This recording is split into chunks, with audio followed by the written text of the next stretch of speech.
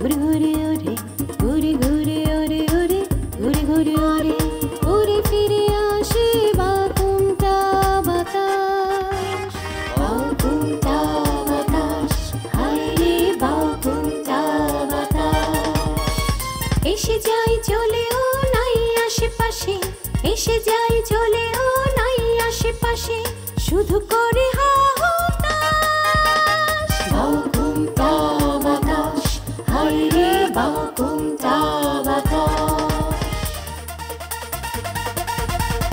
জেগে থাকে ঘুমে ঘুম না তো ভাঙে জেগে থাকে ঘুমে ঘুম না তো ভাঙে উপরে নীল আকাশ এতে ওতে খুঁজি এতে ওতে খুঁজি এতে ওতে খুঁজি এতে ওতে খুঁজি আছে মন গাঙে করি নাই রে তালাশ বাকুমটা বাতাস হায় রে বাকুমটা বাতাস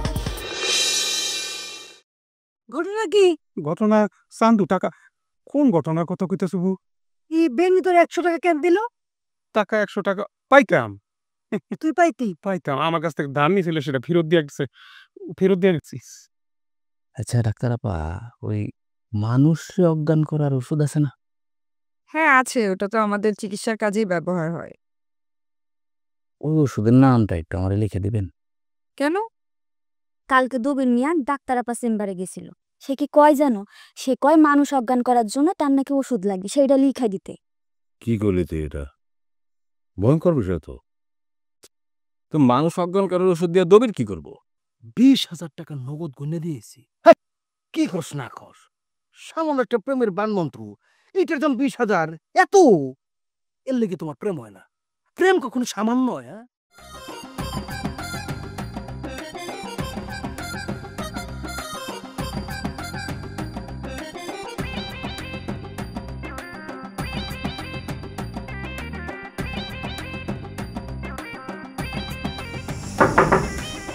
হ্যাঁ, ঘরে আসো। কে মুড়ি খাওয়া কবি নাকি? আসো ভিতর আসো। আসসালামু আলাইকুম। ওয়ালাইকুম সালাম। কি ব্যাপার চাচা, এরকম জরুরি তলব দিয়ে আমার আসতে বললেন? চন্দ, দরজাটা ভালো করে লাগাই দে।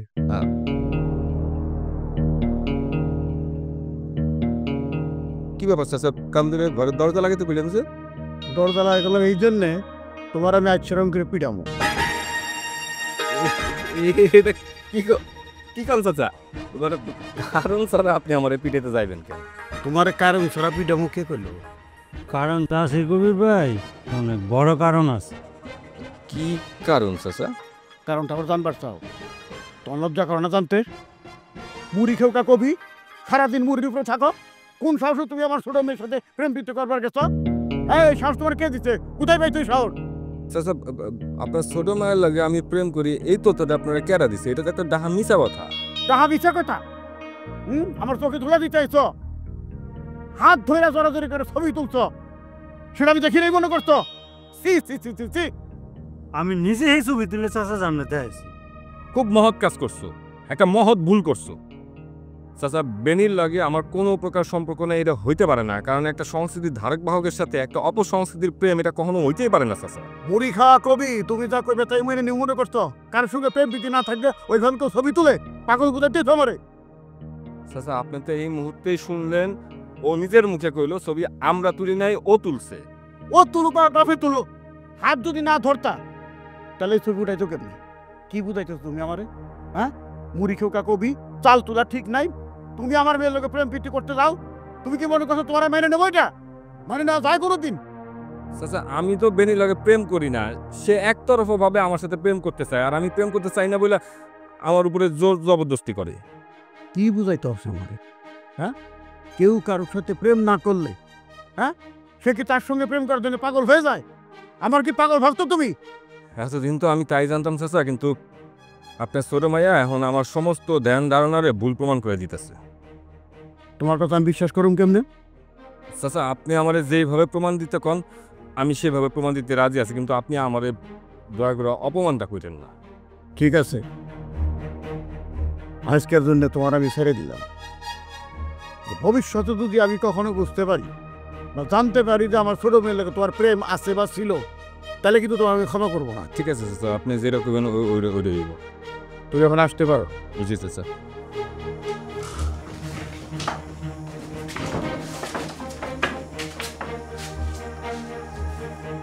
তুই করে যাস দরজা লাগিয়ে দিয়ে দরজা লাগবে কিছু কার যার যদি দরজা লাগবে তুমি হয়তো গেছে কি পাখি বাজি আপনি হন আরাম করে হন। তাহলে তো কই ফোন লাগবো, তুই হুকার করবি আমি হুমো হালকা ঠিক। তোরা কইছিলাম আমি তিলে তালার মাটি কাঁদছ ও গেছি ওদিন পাই নাই, আবার যাবো।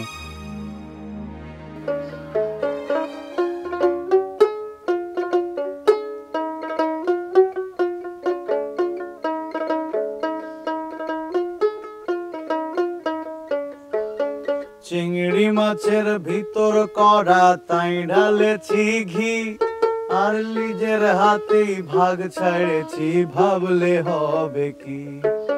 চিংড়ি মাছের ভিতর করা তাই ঢালেছি ঘি, আর নিজের হাতেই ভাগ ছাড়েছি, ভাবলে হবে কি। চালুর চুলো লম্বা কাঁচা খুলি খুলি যায়, দেখি স্বামীর বিবেচনা কার ঘরে সামায়। এ চালুর চুলো লম্বা কচা খুলি খুলি যায়, দেখি স্বামীর বিবেচনা কার ঘরে সামায়। আরে এই কালো ডাক্তার ম্যাডাম আপনি?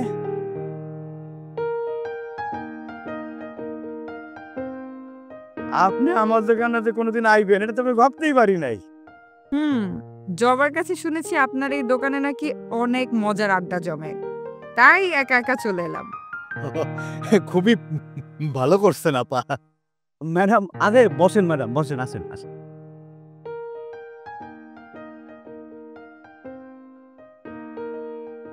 আমি তো বসবই, কিন্তু তার আগে আপনি বলেন আপনি গান কেন বন্ধ করলেন?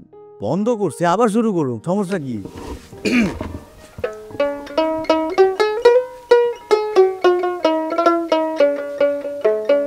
কালো জলে কুচলা তলে ডুবলো সনাতন, আজ সাড়া না কাল সাড়া না পাই যে দর্শন।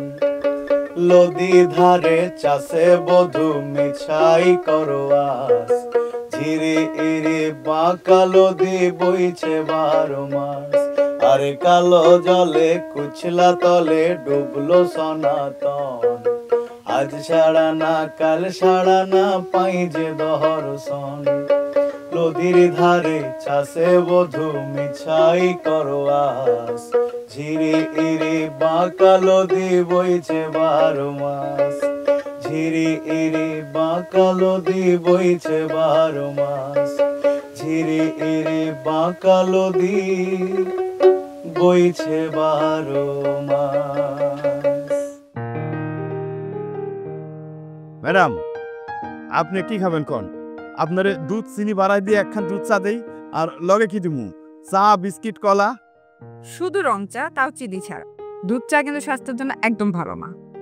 কি কি বলেন? সাথে ওই বিস্কুট, তারপরে যে চিপস, হ্যাঁ চানাচুর, পাউরুটি এগুলো কিছু খান? না না, এখন এই সময় এসব কিছু খাবো না, শুধু চা খাবো। ফারুক সাহেব, জি। আপনার মনের অবস্থা এখন কেমন? হ্যাঁ, আর মন কাইটা যাইতেছে একরকম।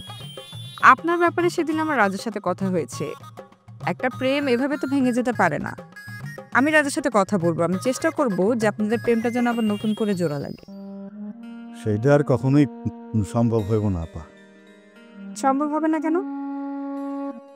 আমার মনে হয় আপনারা সবাই মিলে রাজাকে একটু বোঝাতে পারেন, সে বুঝবে। ভালোবাসা তো অন্যায় কিছু না, আর সবারই অধিকার আছে তার মনের মানুষকে পাওয়ার। ম্যাডাম আমার মনে হয় যে এইসব ব্যাপারে রাজারে না বলাটাই ভালো। আমার বউ ময়ূরী এইসব ওই ফারুকের প্রেমের কথা নিয়ে অনেক কাহিনী হয়ে গেছে, তো এখন রাজার লগে মনোমালিন্য তৈরি হয়েছে। শুধু শুধু সম্পর্ক নষ্ট করার কি দরকার ম্যাডাম? আমি বুঝতে পারছি আপনাদের কথাই ঠিক, তারপরেও একটু চেষ্টা করে দেখা আর কি, না হলে তো আর কিছু করার নেই। থাক ম্যাডাম, এইসব বাদ দেন। আমি আপনার চা বানাই দিতেছি, আপনি চা খান। দে এটা চা দে।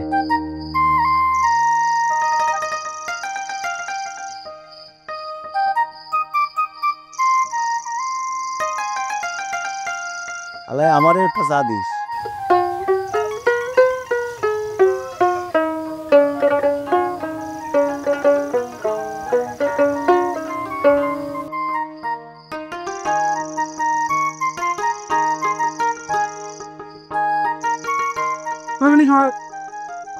কথা আছে আমার এখন যেটা জিগামোটা হাসা হাসা একটা উত্তর দিবা। কি আছে হতো কো? এই যে মুড়ি খাওয়া কবি, হ্যাঁ নাকি মানে তুমি নাকি আরে পছন্দ করার, হ্যাঁ তোমার পাত্তাই যায় না। প্রথমেই তো মুড়ি খাওয়া কবি কে তুমি আমার মেজাজটারে গরম কইরা দিলা। কবি তো কবি, সেটা আবার মুড়ি খাওয়া কবি কেমনে হয় সেলিম ভাই? একজন কবিরে সম্মান দিয়ে কথা কইতে পারো না? হ্যাঁ এটা আমার ভুলে গেছে, সেটা সম্মান করে কথা কোনো উচিত ছিল। তাহলে একটা কাম করি, মুড়ি খাওয়া কবি না ভাত খাওয়া কবি কই না? না না, তাহলে সম্মান একটু বাড়াই দিই। এই যে পোলাও খাওয়া কবি, সে মানে সে যেটা বলছে সে তো মানে পাত্তা দিতেছে না। কথাটা কি সত্যকে সত্য না শুধু এটা কও? হ্যাঁ অনেকটা হাসা। তাইলে আমি তোমাকে প্রেমে সাহায্য করতে পারি। কেমনে? মনে করো এই যে কবি তোমার প্রেমে সাড়া দিতেছে না, এখন সে নিজের থেকে তোমার লোকে প্রেম করার লেগা সে ছাপটায় পড়বো। সেটা কেমনে সম্ভব? এইখানেই তো কবি নীরব। এই যে এটা পুরো দেখো, ধরো কি এটা? এই যে মন্ত্র। আরে এটা হচ্ছে প্রেমের সফল হওয়ার মন্ত্র। এটা প্রেমের বান মারবা, যার উপরে প্রেমের বানটা মারবা সে দেখবো তোমার প্রেমে পাত্তা দিতেছে না। তো পাত্তা কি তোমার পার কাছে এসে গড়াগড়ি খাই জান বেনি আই লাভ ইউ জান, আমি তোমাকে ভালোবাসি, তোমাকে সবাই মাছ পড়ে বেনি প্লিজ আমাকে বাঁচাও বাঁচাও, এরকম করে চিৎকার চাচ্ছি। ধুর, এইসব কোনো সত্যি হয় নাকি? সত্যি না মানে আমি নিজে জ্বলন্ত প্রমাণ। আমি চরম সুন্দর একটা মেয়ের কিন্তু পছন্দ করতাম, তো স্বাভাবিক আমার লোকে তো ওই মেয়ে তো মানে রাজি হবো না। আমি যে এই বান্ডা দিছি বিশ্বাস করবা না, মানে তুমি যদি খোদার বান্ধবে বিশ্বাস করো, এমন তো হ্যাঁ আমার ছাড়তেই চায় না, এমন চাপটায় প্রেম করতেছে, চরম প্রেম। হাসা কইতাছো? আচ্ছা তোমার লোকে মিশা কথা কোনো লাভ আছে আমার কো? আচ্ছা ঠিক আছে, তাহলে তুমি এই প্রেমের মন্ত্রটা আমারে দাও, আমি দেখি কেমন কাম করে। না দিতেই তো চাই, কিন্তু একটু সমস্যা আছে। কি সমস্যা? সমস্যাটা হচ্ছে কি ফ্রিতে না কোনো জিনিসই ভালো না, আর মন্ত্র তো অবশ্যই না। আরে বাবা এটা তো আমি নগদ টাকা দিয়ে আনছি। কত টাকা নিচ্ছে? টাকা বেশি না, মাত্র 20,000 টাকা। কি কও, 20,000 টাকা? এই টাকা কি গাছে ধরে? তোমার তো প্রেম করা উচিত না। প্রেম আবার সামান্য হয় নাকি? প্রেম কি ছোট জিনিস? প্রেম হচ্ছে অনেক বড় জিনিস। প্রেম কিন্তু বড় মনের মানুষের জন্য। প্রেমের লেগে মানুষ লাখ লাখ কোটি কোটি টাকা খরচ করে রাজ্য পর্যন্ত ছেড়ে দেয়। তুমি আছো 20,000 টাকা লইয়া না? তাই বলে 20,000 টাকা হইতে পারে না, এটা অনেক বেশি সেলিম ভাই। 20,000 বেশি হয়ে গেছে না? তাহলে বুঝছি তুমি তো চাকরি বাকরি করো না, 20,000 টাকা হয়েছে কি প্রেমের যে দাম। এই জন্য আমি একটা চিন্তা করছি, আমি একটু অন্য চিন্তা করে রাখছি তোমাকে লাগা, যে 20,000 টাকা যদি আমি ভাগ করে দিই, ধরো যে আমি এটা 4 জনকে দিলাম, তাহলে কত করে পড়ে? 5,000 টাকা। 5,000 টাকা তো দিতে পারবো নাকি? না না, 5,000 টাকাও অনেক বেশি হয়ে যায়। 5,000 টাকা বেশি টাকা না। মনের মানুষের লেগে যদি কেউ 5,000 টাকা খরচ না করতে পারে ভাই, ওই মনের মধ্যে মানে বলতেছি ওই প্রেমের মধ্যে না মানে আন্তরিকতাটা নাই। কিন্তু মানে আমার যেটা বলতে চাইতেছে কি, 5,000 টাকা দেও কষ্ট করে, মনের মানুষের লেগে এই টাকাটা অন্তত খরচ করো না। আমার হাতে যেহেতু মন্ত্রটা আছে, তো সেই জন্য ভাবলাম কি যে তোমার একটু উপকার করি। তুমি যদি মনে করো না এই উপকার তোমার লাগবে না, তো না লাগলে নাই। আচ্ছা সেলিম ভাই, টাকা কি সব একবারই দিতে হইব? মানে এই কাজে না বাকি হয় না পাগল, এটা বাকিতে কাজ করে না। টাকাটা নগদ এবং একবারে দিতে হইব। আচ্ছা ঠিক আছে, আমি টাকাটা নিয়ে তারপর তোমার লগে যোগাযোগ করব। শিগগিরই দেখা করে কিন্তু, কারণ মন্ত্রটা যে কদিনের লেগে কাজ করবো ওই কদিনের মধ্যে কিন্তু টাকাটা দিতে হইব। সময় কিন্তু বেশি নেই, 2-1 দিন আছে।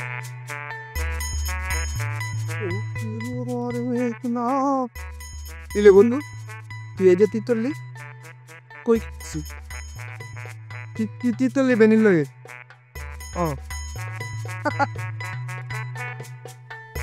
তো দেখছিলাম সমস্যা নাই তো, আগ করে নেবো না। তুই করতে কেন? এটা যদি আমার দাদা জানে তাহলে কি অবস্থা দইবে বুধত। তোর দাদা জীবনও জান, তোর দাদা জানার কোনো সুযোগই না। তাই এটা কে? সেলি জানবো। আয়